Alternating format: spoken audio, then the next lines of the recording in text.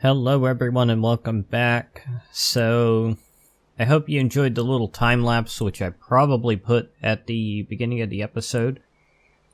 That was about an hour of terraforming compressed into 4 minutes. So yeah, I've just kind of flattened out this area for the sake of building.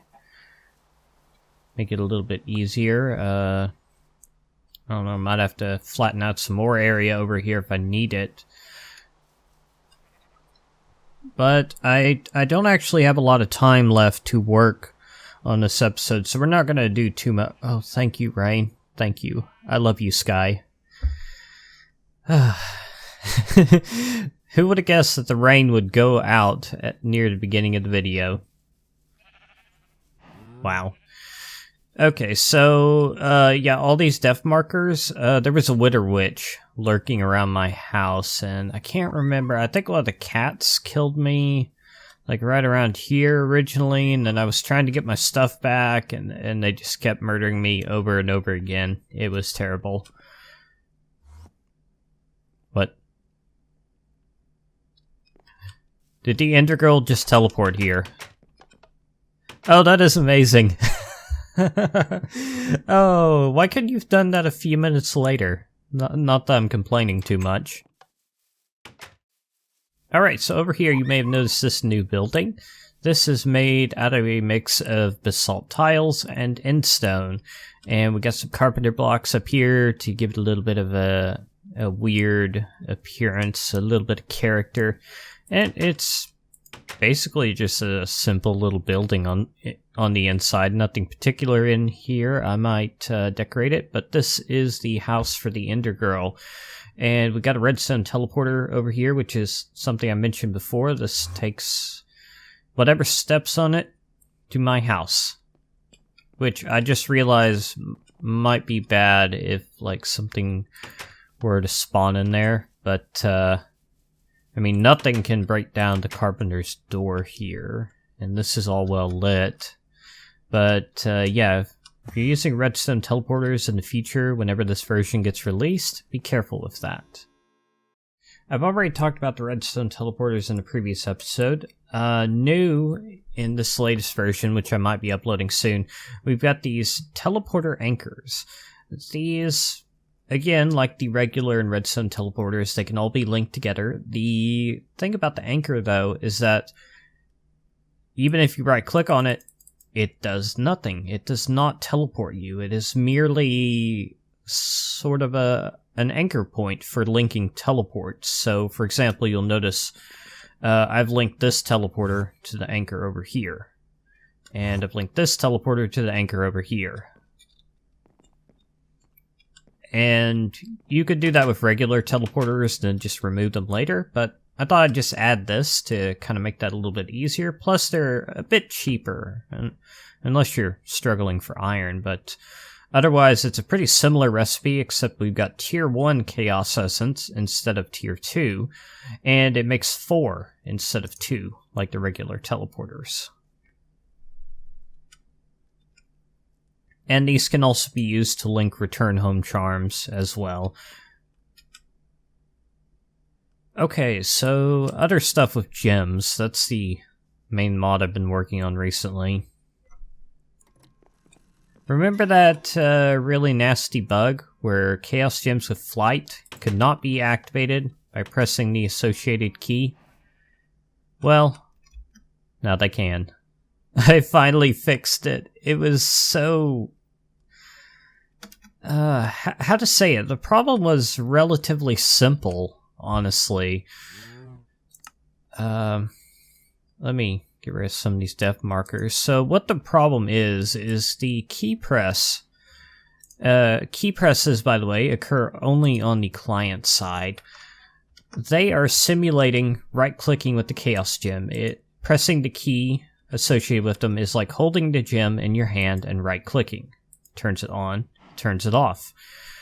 The problem was, in the key tracker, which monitors the key presses, it's sending a packet to the server to let the server know that you want to turn it on. The problem is it wasn't executing the same code on the client side. funnily enough. So I just had to add in the simulated right click into the client, and it works now. So wonderful. And I don't know if this is something I mentioned, but it's something I fixed earlier this week. Now, previously, if I were to fly like really high up, and then fly back down and deactivate right before I hit the ground, I would probably die from that. But that's been fixed now. As long as you're a reasonable height off the ground, you won't take any fall damage. Of course, if I do that... Well, actually, it still kind of didn't hurt. What about this? Okay, that might be a new bug. I am now immune to fall damage. That was not my intention. Surely it's not the boots. Oh, the boots of the traveler. That's something new. Wow, I really don't take fall damage anymore. Well, I'm gonna have to look into fixing that. I think that's pretty much everything I wanted to talk about. Let me see if I can think of anything else here.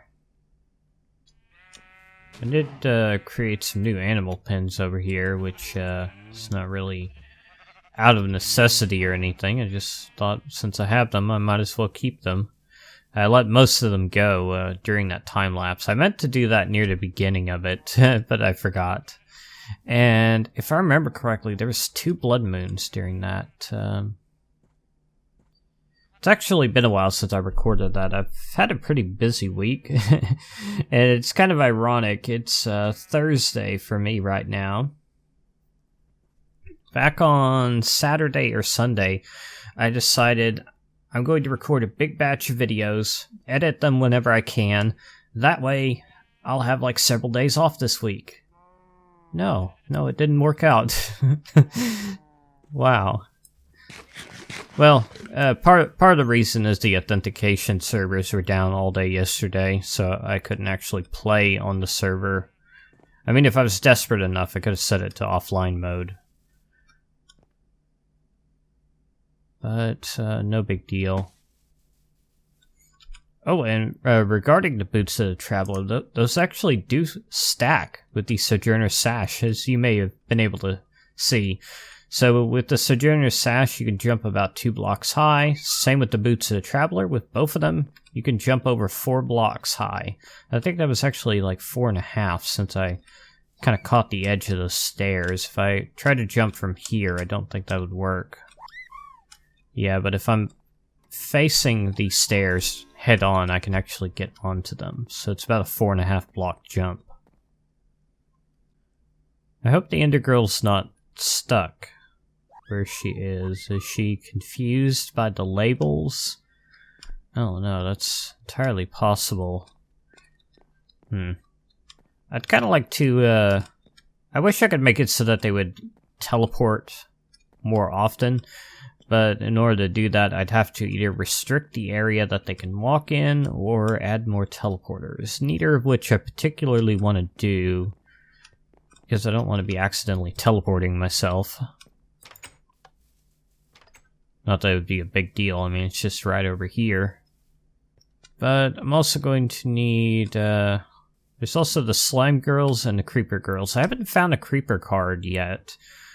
But I do have a Slime Girl card, so I don't know what kind of house, what kind of material I would make for that. I mean, for the Ender Girl, is pretty simple. I mean, the Endermen are kind of black, so I chose basalt, and they're from the end, so I chose some endstone. Easy enough, but I don't think we have, like, slime blocks or anything like that here. Yeah. I mean, this is 1.7, so no slime blocks.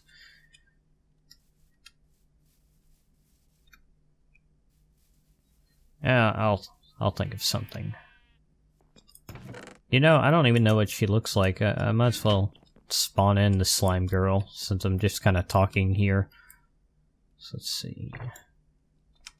Okay. Oh.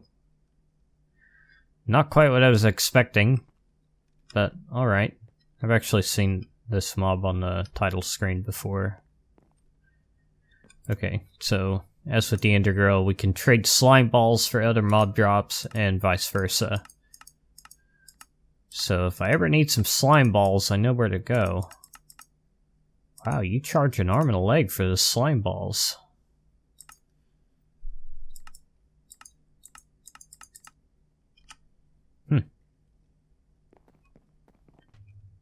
Alright, well, I think I might wrap up this episode here. I may have to leave it any moment. I have no idea.